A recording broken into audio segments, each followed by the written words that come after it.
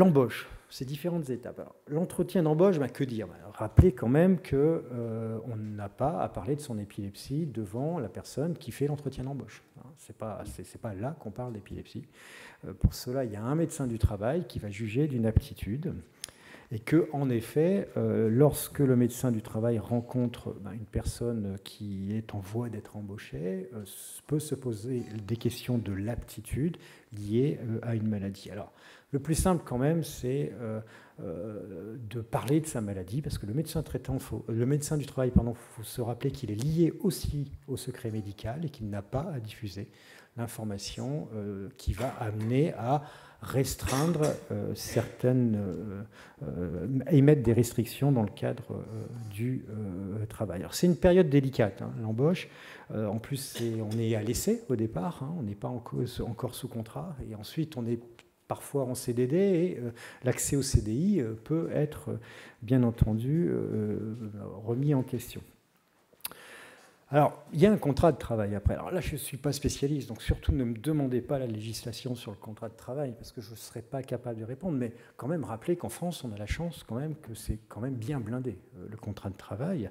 Et ça, on le rappelle toujours dans les consultations de médecine du travail. Si on a la chance d'avoir un travail, attention à ne pas subir des pressions, parce qu'on en aura toujours des pressions de l'employeur ou des supérieurs hiérarchiques qui vont amener à pousser, et là on est dans le harcèlement, le malade souffrant d'une maladie quelle qu'il soit, ou pas bien, parfois pour des raisons psychologiques, mais là dans le cadre de l'épilepsie, c'est l'épilepsie qui compte, à démissionner de son poste, à se retrouver dans un placard. Non, il y a une législation, il y a un droit du travail, et il faut se retrancher derrière ce droit du travail. Après, il y a le lien avec la médecine du travail qui sera toujours important, parce que le médecin du travail, ou la médecin du travail, son rôle, c'est en effet d'émettre éventuellement des restrictions, des adaptations, qui vont être ensuite possible ou pas en fonction du travail qu'on a. Là, c'est toujours, bien entendu, la question qui peut être posée.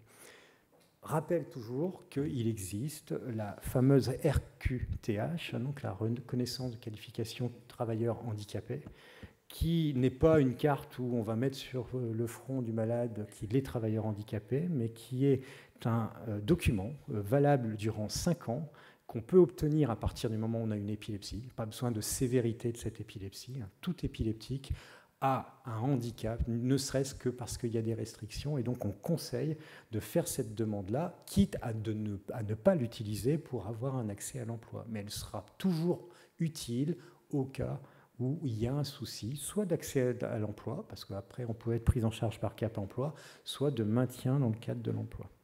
Alors, petit mot sur l'aptitude, l'inaptitude. Alors, rappelez que l'aptitude est uniquement une compétence du médecin du travail. Ça n'est pas l'employeur, ça n'est pas le supérieur hiérarchique qui a à juger d'une aptitude par rapport à une maladie. Que l'objectif est d'éviter toute altération de la santé du fait du travail. C'est important, ça. L'objectif n'est pas d'optimiser le malade dans le travail. L'objectif est de protéger le malade contre des conséquences du travail sur sa maladie, en l'occurrence sur l'épilepsie.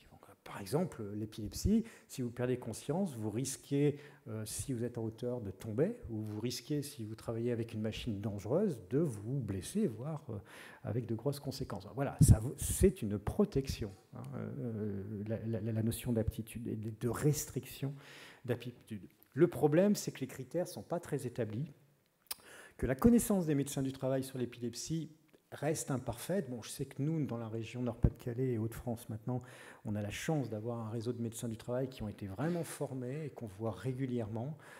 Et j'ai une impression, depuis que, en particulier, Sophie Fantoni travaille avec nous, qu'il y a une nette amélioration de la connaissance de la maladie dans le travail. Alors, rappelle aussi qu'en principe, il n'y a pas de raison de donner de restriction à une personne épileptique qui prend si elle n'a pas fait de crise alors qu'elle est sous traitement depuis 2 ans, si elle est 1 an sans crise après intervention chirurgicale, donc ça veut dire qu'on n'est pas encore guéri, mais on va peut-être vers une guérison.